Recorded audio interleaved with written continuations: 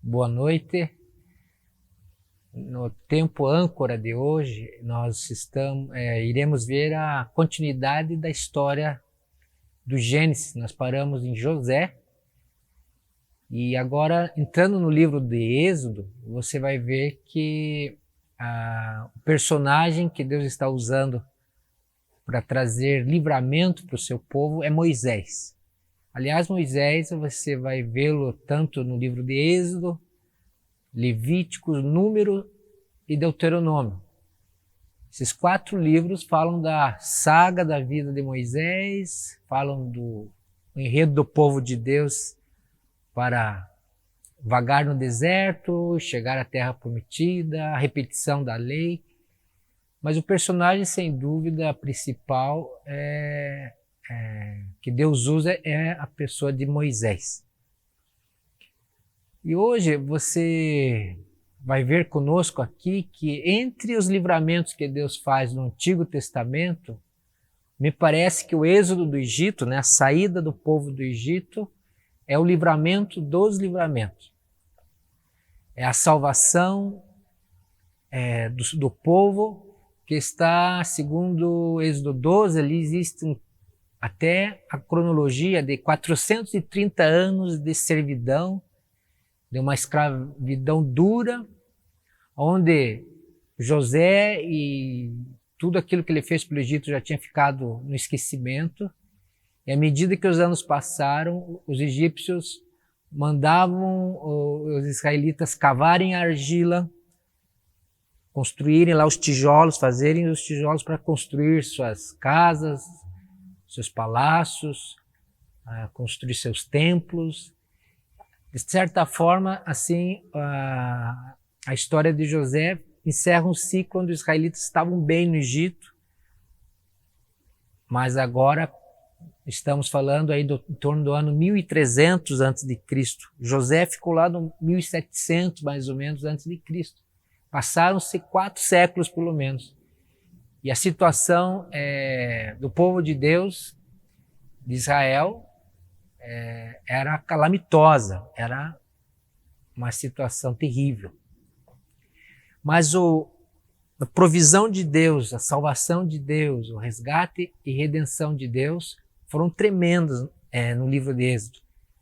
E tanto é que é um assunto falado em peças teatrais, é assunto do cinema de Hollywood, de livros, de comentários, não só na área teológica, mas em todas as áreas do conhecimento.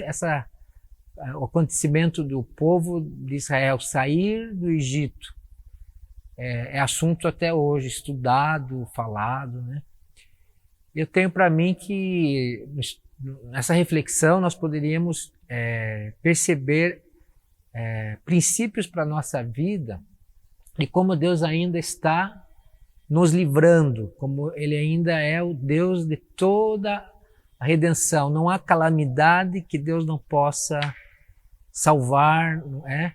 Então, é a história de um Deus que, gracioso, Ele tem prazer em resgatar o seu povo. Então, vamos abrir em Êxodo e nosso compartilhar hoje é tentando trazer para você princípios de ação de Deus, como Deus age, porque Ele age quando temos grandes necessidades, momentos críticos da história, inclusive como nós estamos vivendo hoje uma pandemia mundial, e o Brasil parece que está sendo pior do que outros lugares.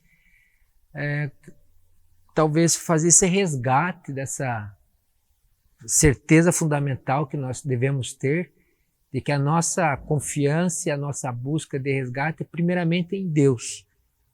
Muito antes de qualquer outro recurso humano, a nossa confiança, a nossa esperança está nas misericórdias de Deus. Deus que tem grandes livramentos que faz grandes livramentos para o seu povo.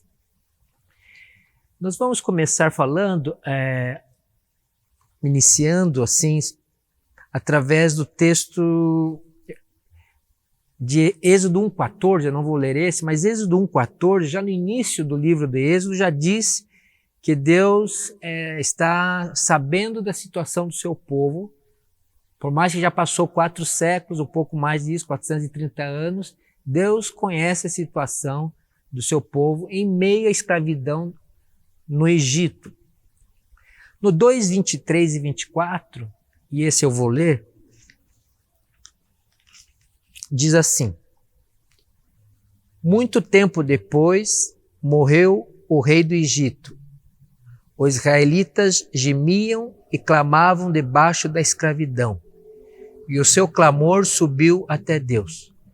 Ouviu Deus o lamento deles e lembrou-se da aliança que fizera com Abraão, Isaque e Jacó.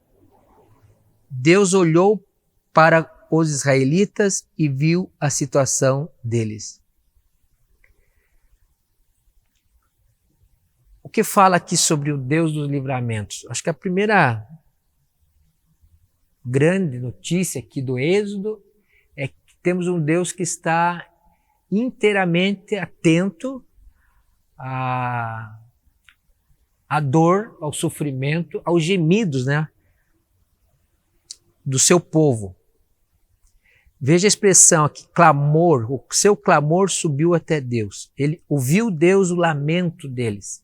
A palavra clamor, a palavra lamento, lembrou-se Deus da aliança. Então é um Deus que ouve, é um Deus que vê, um Deus que sente, é um Deus que sofre conosco. O livramento sempre inicia-se com a misericórdia de Deus, porque Deus não está alheio à situação dos israelitas aqui no Egito. Por mais dura que seja a servidão, por mais difícil que é cavar argila, fazer o tijolo, construir os palácios, os templos religiosos dos egípcios, sofrerem, a palavra diz que Deus lembrava da sua promessa a Abraão, Isaque e Jacó, que é a promessa que Israel seria uma grande nação. Agora, Israel já é populacionalmente uma nação. Aqui eles estão já com um grande número, parece que são 600 mil homens nessa época já, fora as mulheres e crianças. Eles têm já um povo, mas é um povo sem território, um povo sem liberdade, um povo sem terra, um povo que está oprimido, né? Você pode estar pensando que Deus mudou hoje. Não, Deus sofre conosco na nossa calamidade. Qualquer natureza de sofrimento, Deus está dentro da situação. Se você é filho ou filha de Deus, está aí ouvindo, se você conhece a palavra do Senhor Jesus Cristo, a natureza do seu sofrimento pode ser físico, uma dor crônica, pode ser relações familiares quebradas, então uma dor relacional, pode ser uma falta de vontade de viver, então uma dor existencial. Você pode estar oprimido por alguma coisa espiritual, mas não importa tanto só a natureza do seu sofrimento. Importa que na sua fé você creia e confie que Jesus Cristo é Deus conosco. Ele sofre com o seu povo, em companhia dos seus que clamam, que gemem e que lamentam pelo seu nome. Não bastasse o texto de Êxodo 1, de Êxodo 2, em Êxodo 3, o autor quer deixar isso bem claro. Capítulo 3 agora, verso 7 e verso 8. Disse o Senhor, e aqui ele está conversando com Moisés na sarça ardente, esse é o contexto. Deus está levantando um servo para libertar seu povo, conversando com Moisés. Disse o Senhor, de fato tenho visto a opressão sobre o meu povo no Egito. Tenho escutado o seu clamor por causa dos seus feitores, e sei quanto eles estão sofrendo. Por isso desci para livrá-los das mãos dos egípcios e tirá-los daqui para uma terra boa e vasta. Aqui com Moisés, que Deus quer que seja o porta-voz, o libertador, o seu líder ali, para libertar Israel do Egito, Deus, além de dizer que ele ouve, que ele já disse, que ele vê, que ele se importa, ele diz uma palavra que me chama a atenção: desci para ver. Parece que Deus entra ainda mais dentro do sofrimento humano e coletivo daquela nação. Ele não dá a narrativa quando ele está com aquele arbusto queimando e não se destrói, uma paisagem do deserto, e Moisés vê que Deus está ali. Nesse encontro com Deus, Deus está dizendo: eu desci. Ele está diante de Moisés nesse encontro da sarça ardendo em chamas, dizendo: olha, eu desci porque como se Deus desce devido à sua grande compaixão, devido ao seu grande amor, devido à sua misericórdia. Ele vem para o espaço geográfico humano, vem para o tempo cronos humano, vem para as contingências da realidade do povo sofredor. E nós hoje poderíamos dizer que nós somos um povo sofredor. Sofremos hoje, talvez não tanto quanto Israel aqui, mas sofremos, e devemos entender que a graça do livramento é que temos um Deus que sofre conosco. Ele adentra a situação. Ele vai na fornalha ardente de Sadraque, Mesaque e Abednego.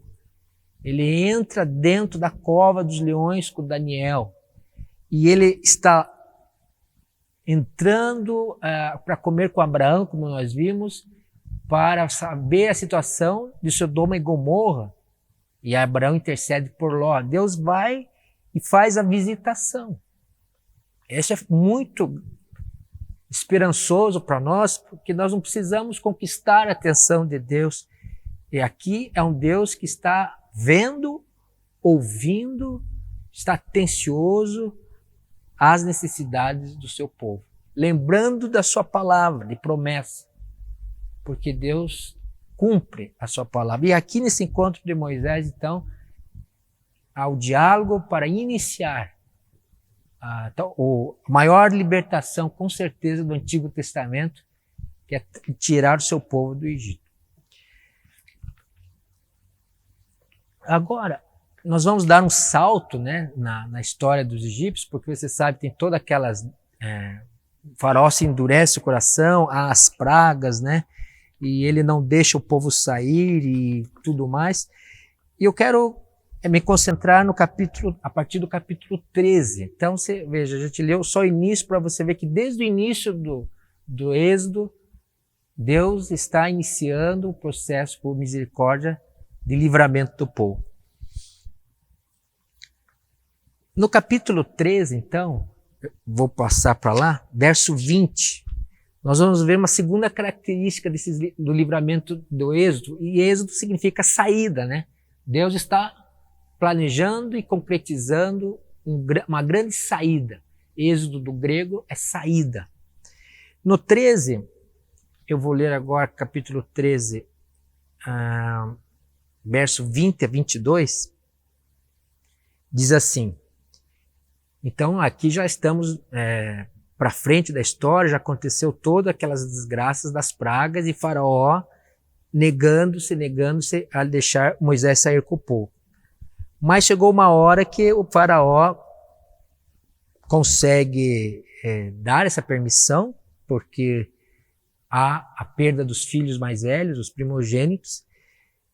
Então os israelitas partiram de Sucote e acamparam em Etã, junto ao deserto. Durante o dia, o Senhor ia diante deles numa coluna de nuvem para guiá-los no caminho, e de noite numa coluna de fogo para iluminá-los.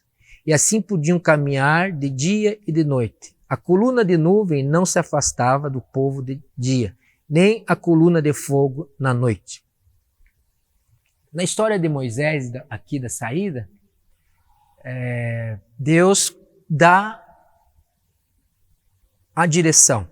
Então os livramentos, a libertação que Deus nos oferece, porque Ele ouve, escuta com o coração compassivo e amoroso, ela sempre vem acompanhada de direção pela palavra de Deus. E aqui, além de Moisés, Deus dá a direção, que o caminho que Moisés tinha que fazer era para o deserto. Você veja que ele dá até especificação geográfica, né? Partiram de um lugar, acamparam-se em Etã, junto ao deserto. Então Deus dá a direção, Deus é o guia. E para ficar muito claro, Deus faz manifestações assim de extraordinário poder, uma coluna de nuvem para ser direção de dia. E como nós também precisamos de várias placas sinalizadoras para conseguirmos caminhar dentro da vontade de Deus, durante a noite existia uma coluna de fogo. Perceba você que Deus não levantou só Moisés e Arão, Deus also não levantou Moisés com aquela vara que fazia grandes sinais e prodígios como as 10 pragas. Deus não só fez a passagem do anjo exterminador e livrou os israelitas de não perderem os seus filhos mais velhos porque eles pintaram os umbrais das portas com sangue.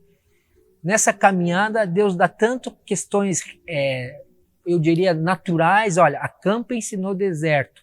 As coordenadas geográficas, aquilo que é humano, básico. Há um líder, há um ajudante do líder, há o lugar que eles têm que ir, e ali era o lugar para acampar. E para não deixar nenhuma dúvida, ou dúvidas, existe uma orientação para o dia sobrenatural e uma grande orientação, o fogo, de uma coluna de fogo para a noite. De certa forma, os israelitas, durante dia e noite, era só abrir os olhos e perceberem que, além de Moisés, que Deus levantou como seu líder, Deus levantou Marcos, levantou algo sobrenatural para que eles diminuíssem as suas dúvidas, seus medos, que não há possibilidade de desvio, porque há direção para dia e direção para noite. É um livramento com direção completa, uma bússola verdadeira. E como nós precisamos desses tempos de direção. São tempos de muitas falas, muitos ruídos, né? Muita mentira nas redes sociais, muita coisa que entra por um ouvido tem que sair pelo outro, muitos enganos, muitas apostas em homens, em grupos, em posições políticas. Mas aqui para nós, o povo de Israel, como hoje para o povo de Deus, a grande balizadora ainda é a manifestação do poder de Deus através de colunas orientadoras, tanto para o dia quanto para a noite. Tanto é que Israel poderia se locomover de dia e de noite. Como que eles iam andar à noite? Mais ou menos, 2 milhões de pessoas ou mais ali, como é que eles poderiam andar? Não poderiam.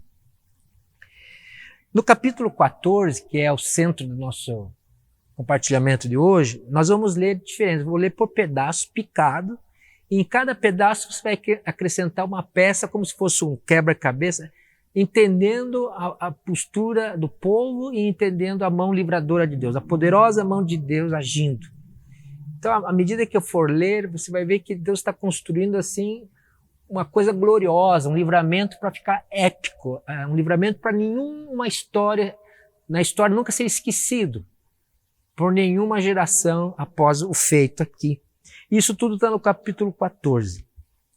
No capítulo 14, versículo 1, diz assim: Disse o Senhor a Moisés, diga aos israelitas que mudem o rumo e acampem perto de Pi-Airote, entre Migdol e o mar, acampem à beira do mar de fronte a Baal-Zefon.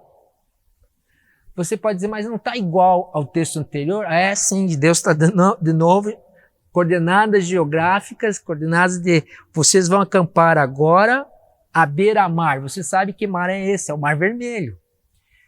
Agora, se você olhar a situação geográfica que está aqui descrita, aonde eles vão acampar é um beco sem saída, porque o mar vai estar num lugar, tem colinas e montanhas que eles não poderiam passar com ovelhas, gado e, 4 milhões de pessoas ou mais. E você sabe que Faraó se arrepende e vem pela única saída que tinha essas coordenadas, ele vem com o seu exército. Faraó, o próprio Faraó, escolhe os seus 600 melhores carros de batalha, traz toda a sua cavalaria e toda a sua infantaria do Egito, que não era pouco, e numa fúria cruel, obstinada, ele vem arrependido de ter deixado o povo sair para matar todos, né? Esse é um princípio aqui difícil para nós. Difícil para nós entendermos que Deus permite que na nossa vida se levantem exércitos contrários, oposição, rejeição, desagrado, doença, pandemia, piora da situação econômica. O faraó aqui representa, o Egito representa muitas vezes na nossa vida, na espiritualidade, o campo de batalha da terra, né? O lugar onde as coisas ruins estão. E faraó representa o poder do mal aqui, o inimigo, adversários, desafetos que nós temos nas nossas relações. Então, às vezes, nós, como povo de Deus, pensamos, puxa, Senhor, e oramos, mas por que o Senhor tem deixado acontecer isso comigo? Por que libertou e agora estamos acampados porque o Senhor deu o mapa, o Senhor foi a bússola, estamos acampados aqui no mar e as tropas vêm em nosso encontro, não temos saída. Nos livramentos de Deus, olha, se é livramento, se é a história da salvação aqui, não há beco sem saída para Deus. Há êxodo, há saída. Há recursos em qualquer situação.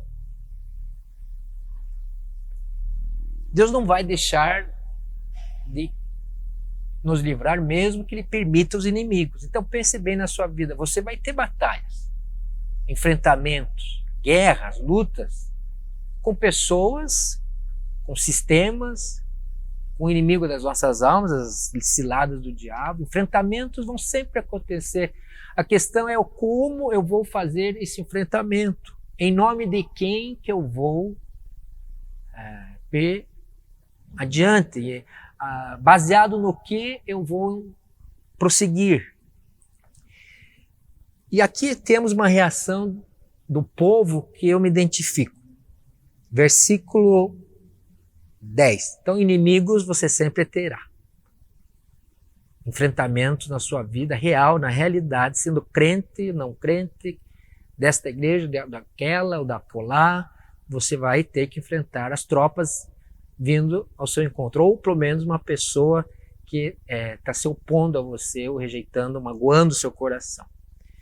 Ao aproximar-se Faraó, os israelitas olharam e avistaram os egípcios que marchavam na direção deles. E aterrorizados clamaram ao Senhor, disseram a Moisés, foi por falta de túmulos no Egito que você nos trouxe para morrermos no deserto? Versículo 11, 10 e 11. Ali. O povo tinha a coluna de fogo, tinha a coluna de nuvens para caminhar, o povo soube das 10 pragas, viu que os animais deles não morriam, do egípcio morria, o filho do egípcio que não confiava e não cria em Deus faleceu, o seu filho foi poupado. O povo tinha bastante dados já nesse início do êxodo, né? Para saber, bom, Deus está aqui, porque veja, Ele está dando até as coordenadas de acampamento para nós através de Moisés. Mas quando eles viram aquele exército absurdamente preparado para a guerra, olharam o seu exército, que era escravos, deviam ter lá alguma força bélica, mas o texto, se você ler todo o texto, ele frisa os 600 carros de guerra melhores de Faraó vinham acima deles. E aqui é a reação que, apesar de Deus nos dar livramentos, está dizendo que está conosco, quando a gente olha demais para o inimigo, é aquela velha história, né? A gente deve conhecer a ação do diabo, mas se fascinar, contemplar só Jesus. Ou a gente pode olhar e conhecer as nossas fraquezas, as barreiras, os nossos desafios de fé, os nossos inimigos. Vê-los, olhá-los, porque eles estão vindo em nossa direção. Não dá para negar. Se negar, você diz, não está acontecendo. Não está acontecendo, amigo. Eu estou mal, estou triste, estou passando necessidade, estou sozinho. Nem sei como usar mais predicados para você tentar identificar qual é a sua situação de necessidade, de sofrimento. Mas quando fixamos apenas o olhar no que nós queremos se livrar, é porque nós estamos, como eles aqui, aterrorizados. E o texto diz, e aterrorizados clamaram ao Senhor. Além de clamar ao Senhor, reclamaram a Moisés. Disseram, olha, não tinha túmulo, cova suficiente ali no Egito para morrermos aqui no Mar Vermelho? Deixe-nos em paz, seremos escravos dos egípcios. Antes ser escravos dos egípcios do que morrer no deserto. Aqui você pode perceber que cedo ou tarde na sua vida você vai trabalhar com as suas dúvidas e seus temores.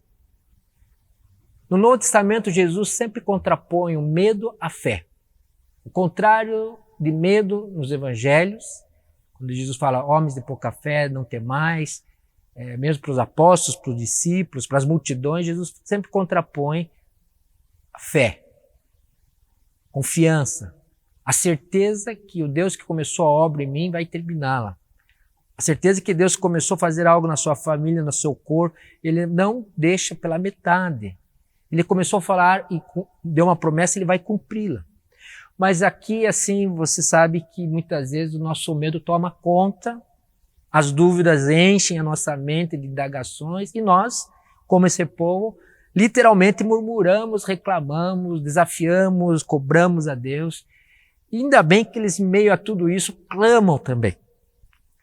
Há uma mistura aqui de possibilidades, boas e ruins. Clamam ao Senhor, mas reclamam, pedem para Moisés. Então, no meio dessa grande tensão, aquele povo se submete ao medo e parece que a sua confiança se esvai. Parece que é conosco que acontece. Momentos que nós estamos com certa confiança, fé, mas daí demora o tempo de Deus, a resposta não vem na minha oração, eu começo a me desesperar, ficar ansioso, começo a ter sintomas no meu corpo, começo a não dormir, eu dormir mais, eu come menos, eu come mais, e daqui a pouco nós vamos vendo que o problema está se avolumando, Faraó arrependeu-se de nos deixar ali, agora ele vem com tudo sobre nós, parece que está crescendo a onda contrária, e parece que a nossa fé evaporou. Versículo 13, mas Deus tem uma voz, que é dele aqui no meio dessa turba, dessa multidão desesperada, com suas crianças, seus rebanhos, suas famílias, vendo tudo aquilo. Imagine-se na situação. Moisés respondeu, estou lendo o 13, não tenham medo, fiquem firmes e vejam o livramento que o Senhor lhes dará hoje. Essa é a palavra para você essa noite. Não tema, não tenha medo. A pandemia está no controle do Senhor Deus, não está no controle da ciência. Deus pode usar a ciência, pode usar o governo, mas está no controle das mãos de Deus. Não tema. A voz de Moisés é a voz do temente a Deus, do crente, do que confia. Não tenham medo. Fiquem firmes e vejam o livramento que o Senhor lhes trará hoje. Você crê nisso? Isso é fé. É o contrário do temor, medo, o contrário da incredulidade, das dúvidas. Esse tipo de pessoa como Moisés aqui, ele faz a diferença para toda aquela multidão. Moisés cria que se Deus deu as coordenadas, mandou acampar aqui, é porque ele vai dar algum livramento. Ele não sabe ainda qual, mas vai. E para benefício de todos, o versículo 14 nos dá uma garantia. O Senhor lutará por vocês, tão somente acalmem-se. Esse é um versículo assim saboroso de você ler na Escritura, porque é um Deus que luta por nós. Lembro até de Romanos, quando diz, se Deus é por nós, quem será contra nós? Paulo pergunta e responde ali. Quem terá oposição aos filhos de Deus? Quem tentará acusação? Né? São aquelas perguntas que Paulo vai perguntando e respondendo. Moisés está dizendo que o Senhor lutará por vocês, versículo 14.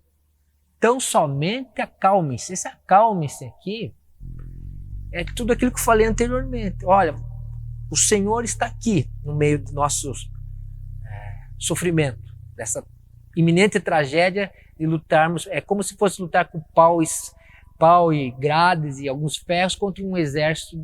Então o versículo 14 é um versículo que salta do texto, brilha nos olhos quando Moisés mantém a sua confiança, a sua visão em Deus, mas Moisés está vendo o exército vir. Ele não está com os olhos fechados negando a realidade. Mas ele diz no 14, né? O Senhor lutará por vocês. Essa é a nossa fé. Quem luta por mim? Quem vai à minha frente? Quem dá os recursos? Quem sabe do meu choro? Quem sabe da dor da minha alma? O secreto do meu íntimo? O Senhor lutará por vocês. Mas esse acalmem-se é dizer, olha, deixa o medo de lado, entregue as dúvidas. Aquiete-se aí no seu coração. O lamento, uma oração de lamento, a princípio a gente traz uma cobrança a Deus, as questões, as perguntas, certa ansiedade, certo medo, mas à medida que eu lamento e clamo em oração a Deus, o meu coração deve sossegar, acalmar-se. Nem que seja até o dia seguinte, onde eu volte a ter as minhas dúvidas, os meus temores, vejo o inimigo me vindo ao meu encontro e eu digo, mas Deus está comigo, o Senhor é meu pastor, nada me faltará, Ele está aqui. A narrativa do capítulo 14, que é a beleza da abertura do Mar Vermelho, acrescenta no versículo 19 mais recursos que Deus está pondo ali para Moisés e o povo. Nós já vamos ler, mas eu vou ler o 15 agora. Disse então o Senhor a Moisés, por que você está clamando a mim? Diga aos israelitas que sigam avante. Cada versículo vai dando a dimensão do livramento. Se no 14 Moisés fala para o povo, no 15 Deus fala para o líder dele, o servo dele. Deus diz, agora você já clamou, mas não precisa clamar mais. Agora é a hora de marchar. Por que Deus está dizendo, olha, eu já ouvi, eu estou com a situação sob as minhas mãos, você já entregou isso, o povo já clamou, você já me pediu. Então disse o Senhor a Moisés, por que você está clamando a mim? Aqui é muito interessante, porque apesar de Deus amar e se alegrar com os nossos clamores, as nossas súplicas, intercessão, oração, chega um momento que Deus diz para o seu líder, agora você marche. E dá as ordens, pega a sua vara que você tem aí, que eu te dei, estende a tua mão, que o mar vermelho vai se abrir e vocês marchem, avante, em frente. Há uma grande combinação aqui entre provisão divina, ordem divina e pé na estrada humano. Parece que a ação de Deus vem antes. Ela é maior. Ela é tão natural quanto extraordinariamente sobrenatural. Mas ela nunca exime você de andar na sua vida.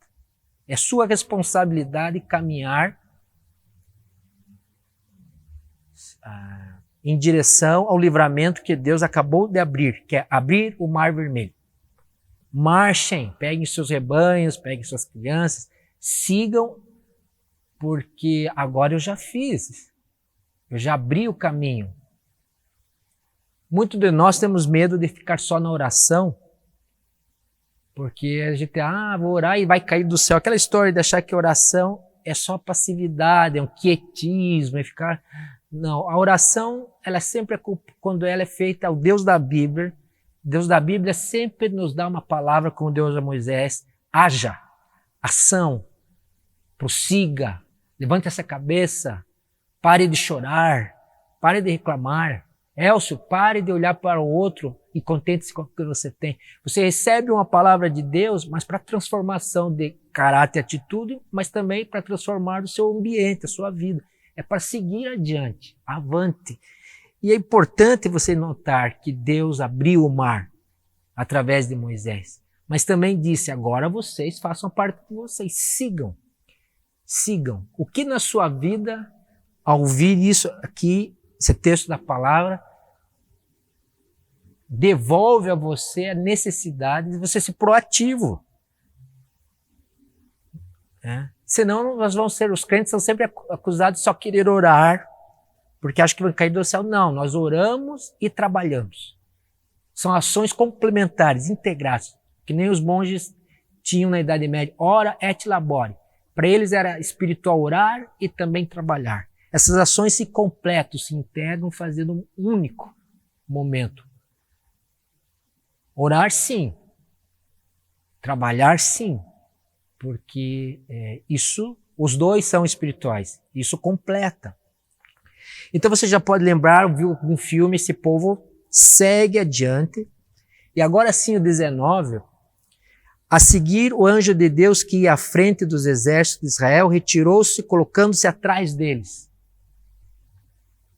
Aqui eu queria dizer que os livramentos de Deus, eles são abundantes, sobrepuja a imaginação, vai além dos limites. Porque se Deus já levantou Moisés e Arão, já deu a vara, já fez o mar abrir, já falou para Moisés dizer para o povo seguir a marcha, ele manifesta aqui um plus, algo a mais, algo assim do seu poder sobrenatural, que já que o exército de Faraó estava seguindo pela nova estrada do Mar Vermelho, né? Fez-se um corredor nas águas ali. Ele manda o anjo que ia à frente, veja, nem tinha falado do anjo, aparece só aqui esse anjo. O anjo que ia à frente vai para a proteção da retaguarda do povo. A coluna de fogo e de nuvem que ia à frente, lembra das colunas? Elas vão para trás, a ponto de que o exército de Faraó não consegue alcançar os israelitas. Há um pavor no exército de Faraó e as carruagens atolam, perdem as rodas. Então a manifestação de Deus é completa aqui. Além de palavra, além de liderança de Moisés, ele manda esse anjo estrategicamente para trás. Porque o anjo indo para trás, com a coluna de fogo, que são manifestações do poder de Deus, e a coluna de nuvem aqui, os israelitas atravessaram pelo meio do mar em terra seca. Mas os egípcios não. Veja o que acontece com os egípcios já no versículo 24. No fim da madrugada, ou seja, já tinha se passado algum tempo, do alto da coluna de fogo e de nuvem, o Senhor viu o exército dos egípcios e pôs eles em confusão. Se você escrever numa folha tantos recursos da graça e de salvação que Deus está colocando aqui, além das nuvens, além do anjo que protege a retaguarda do seu povo ali, os anjos do Senhor, o Salmo diz, acampa ao redor aqueles que o temem. Aqui está, na retaguarda do povo de Israel. O Senhor vê que os egípcios estão com os exércitos seguindo. Muita coragem de Faraó seguir os egípcios no meio de uma coisa que ele sabe que não é natural. O Senhor põe aqui uma palavra a essa confusão, além do anjo, confusão, e eles começam a se ter dificuldades a ponto de exclamarem, vamos fugir dos israelitas, o Senhor está lutando por eles e contra o Egito. Aí há um clamor dos egípcios reconhecendo que Deus de Moisés, o Senhor Deus, está lutando a favor desse povo contra os egípcios. E a única opção dos inimigos de Deus, o inimigo do povo, fugir. Só que você sabe da história que quando eles tentam fugir, desistir dessa perseguição, o mar cobre, diz o texto que não sobrou um. Todo o exército, ou quase todo o exército de uma potência do mundo antigo sucumbe por não querer ouvir a Deus. O Faraó e o seu povo teve oportunidade de deixar o povo de Deus sair quando Moisés foi falar, eu vim em nome de Deus, eu sou, mas não quis obedecer. Para fechar esse livramento grandioso aqui de Êxodo capítulo 14, final do capítulo 14, versículo 29. Os israelitas atravessaram o mar pisando em terra seca, tendo uma parede de água à direita e outra à esquerda. Naquele dia o Senhor salvou Israel das mãos dos egípcios e os israelitas viram os egípcios mortos na praia. Israel viu o grande poder do Senhor contra os egípcios. Temeu o Senhor e pôs nele a sua confiança, como também em Moisés, seu servo. Os propósitos de salvação de Deus são grandes. Deus continua a salvação, Salvador, Redentor, redenção, de resgatar, de perdoar, de libertar, de curar. Essa é a natureza do nosso Deus. E o final aqui diz que Israel viu o poder de Deus e temeu, pôs sua confiança. É tempo de você colocar sua confiança, sua esperança, os seus desejos, às vezes, assim, que estão à espera de uma concretude, suas orações, seus clamores que estão à espera de um resgate de Deus, de uma manifestação de Deus, através do temor. Essa palavra temor é o contrário, não é o medo que nós lemos no começo. Essa palavra temor, que é muito usada nos livros de Salomão, temor do Senhor, o princípio da sabedoria. Esse temor do Senhor é uma expressão da alma, de deslumbre e de reverência e de entrega, de admiração ao nosso Deus. Quando nós tememos a Deus e colocamos a nossa vida com confiança nas mãos dele, entregamos um ato de amor, uma doação, então certamente nós vamos experimentar essa mão salvadora, libertadora, a manifestação de Deus, do seu poder, de tantos recursos que ele usou aqui na saída do povo dele do Egito, o Êxodo. E Deus não está confinado só a essa história, há 1300 anos antes de Cristo. Deus atua hoje, por isso nós oramos e incentivamos a você a persistir pedindo livramento. Vamos orar? Senhor, em teu nome, neste encontro de hoje, nós pedimos que o Senhor renove a nossa fé, a esperança, que possamos olhar esses relatos e lembrar de que o Senhor é o mesmo ontem, hoje e será eternamente. O Senhor é grande em poder, grande em misericórdia. O Senhor tem todos os recursos, Senhor, para nos libertar de qualquer mal, de qualquer inimigo. Nos faça atravessar, Senhor, esses dias de pandemia. Nos faça vencer, Senhor, as nossas crises. Nos console nos nossos desânimos. E traga para nós tempos como esse povo atravessou o mar vermelho. Nos dê um tempo de travessia, Senhor, de livramento para a nossa nação, para o teu povo que está aqui, Senhor. Que o Senhor tenha misericórdia de nós. Nos abençoe, em nome de Jesus. Amém. Na semana que vem nós vamos continuar no livro de Êxodo, exatamente o próximo capítulo, que traz o Cântico de Moisés, que é uma oração, tá bom? Então, até o próximo Encontro Âncora. Tchau.